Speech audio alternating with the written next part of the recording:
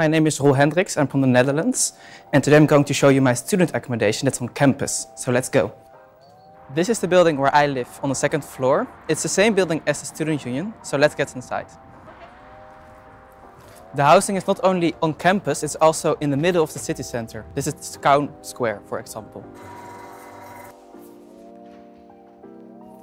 And before we enter, we first need to take our shoes off.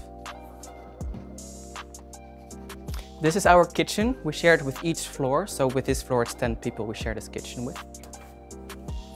It's all labeled per room, and for example this one is mine, and I filled it with food, so I don't need to cook every day. Every week there are 2 people that filled in the form to clean this week, and they are responsible for keeping the kitchen extra clean and take out the garbage. Besides that, people need to clean after themselves, of course, and we have the cleaners once a week. On this floor there live 10 people, and the 2 floors above 11, and downstairs only 3.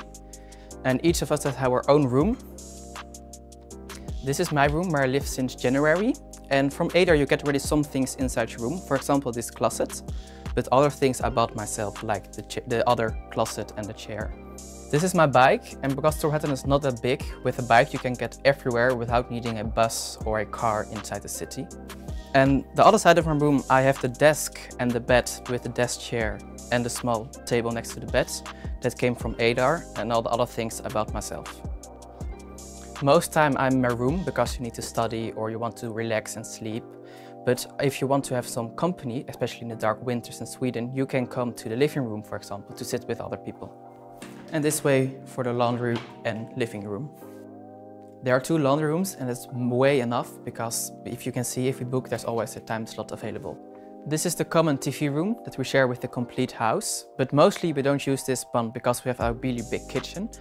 But if we are with some friends, you can easily sit here and have a private or a bit more private place, although you share the complete house. And it's quite fun to live together with other people. For example, every Sunday my floor cooks together something from a different country. So last week someone from Hong Kong was cooking, and the week before I was cooking some Dutch food. Living together raises some challenges, but on the other hand, during the winter it's really nice to live together with other people. Even if you're far away from home, you don't feel that lonely during the dark times. And next to that, you live really close to the city center, so if you need to do groceries you can just run to it before your dinner.